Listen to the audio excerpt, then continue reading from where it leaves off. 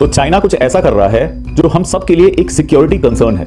जी हां, आपके लिए, मेरे लिए, हम सब के लिए। चाइना अपने टेक्नोलॉजी से भारत के लोकसभा इलेक्शन के लिए एक थ्रेट बन गया है। जी हां, as per a comprehensive report of Microsoft, China has made a team of hackers which has adversely affected the election campaigns of India। और ना सिर्फ इंडिया बल्कि अपने सारे कॉम्पिटिटर्स से, जैसे कि south Korea, United states of America etcetera. पहले जानते हैं कि ये हैकर्स एक्चुअली हैं कौन।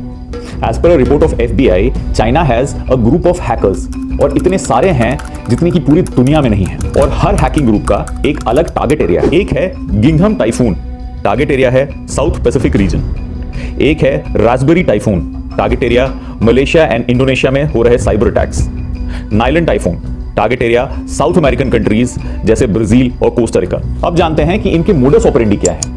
इन्हें ब्रॉडली 3 कैटेगरीज में डिवाइड किया जा सकता है। फर्स्ट स्ट्रैटेजी है यूजिंग आर्टिफिशियल इंटेलिजेंस। जी हां, दे मेक प्रोडक्ट्स जैसे कि AI news anchors, AI voice note, AI deep faces, और इन सब में इनकी मदद कर रहा है ByteDance, the parent company of TikTok. इसे बेहतर तरीके से समझने के लिए आइए एक फेक न्यूज को देखते हैं जो कि ByteDance ने बनाया है using its AI technology. US and India are ambitious and use the conflict in northern Myanmar to secretly sell weapons for profit since the Myanmar military coup.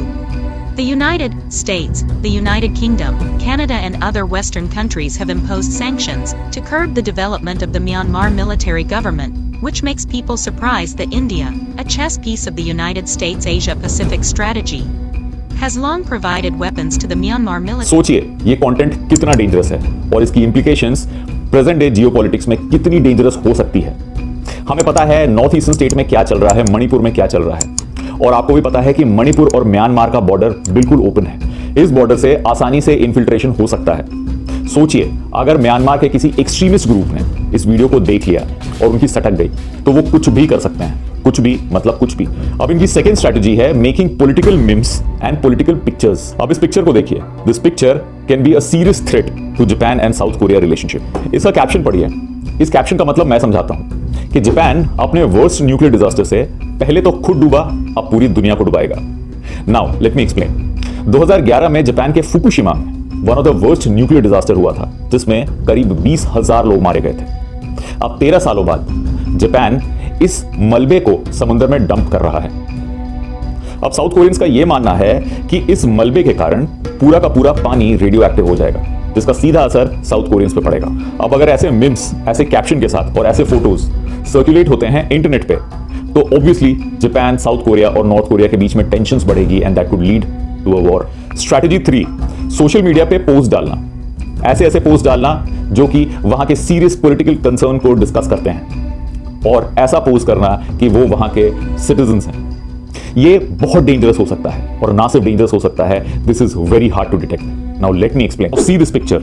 It says only under Biden's administration could the US military lose an $80 million F-35 jet in the air. What do you think? Now technically ये news सही है। Last year सच में USA में एक F-35 jet हवा में ही blast कर आता है। पायलट ने सही टाइम पे इजेक्ट कर दिया। अब एक और फोटो देखिए। It says senators released a $118 billion package to Ukraine and Israel and just $20 billion for our own borders. What is your reaction? Now technically ये भी सही है। ये चाइनीज हैकर इंटेंस पॉलिटिकल मुद्दे को यूएसए में उठा रहे हैं and obviously they are playing with the psychology of the people. अब इंडिया में इसका पॉलिटिकल इंप्लीकेशन क्या हो सकता है?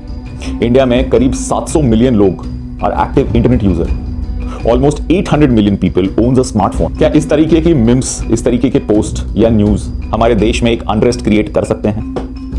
यानी कि चाइना एक जमीनी लड़ाई तो हमसे लड़ ही रहा है और अब हमारे बिगेस्ट एसेट को यूज कर रहा है, विच इज इंटरनेट। इससे बचने का सिर्फ एक ही उपाय है, स्टे अपडेटेड। जी हाँ, कोई भी न्यूज आपके पास पहुंचती है उस पर भरोसा ना करें, ना ही उसे फॉरवर्ड करें, ना ही उस पर अपना ओपिनियन दें जब तक कि वो किसी वेरीफाइड सोर्सेज से ना हो। इसमें बहुत बड़ा रोल प्ले करना पड़ेगा इलेक्शन कमीशन को टू सर्कुलेट ऑथेंटिक न्यूज। एक और बड़ा रोल है ट्रेडिशनल मीडिया का भी, जैसे print media, television, news channel. लेकिन सबसे बड़ा रोल है हमारा और आपका। Stay aware, stay updated and stay connected. ऐसे ही एजेंडा को, ऐसे ही मुद्दे को और ऐसी ही स्टोरीज को आप तक पहुंचाना और सिंप्लीफाइड भाषा में पहुंचाना हमारा प्राइम मोटिव है। अगर आपको हमारे वीडियोस पसंद आते हैं तो प्लीज हमें फॉलो करें और सब्सक्राइब करें। हो सके तो इस वीडियो को अपने फ्रेंड्स, फैमिली और रिलेटिव्स को फॉरवर्ड, क्योंकि आपके लिए ये सिर्फ 1 सेकंड की बात है, लेकिन हमारे लिए एक बहुत बड़ा सपोर्ट हो सकता है। मिलते हैं अगले एपिसोड में।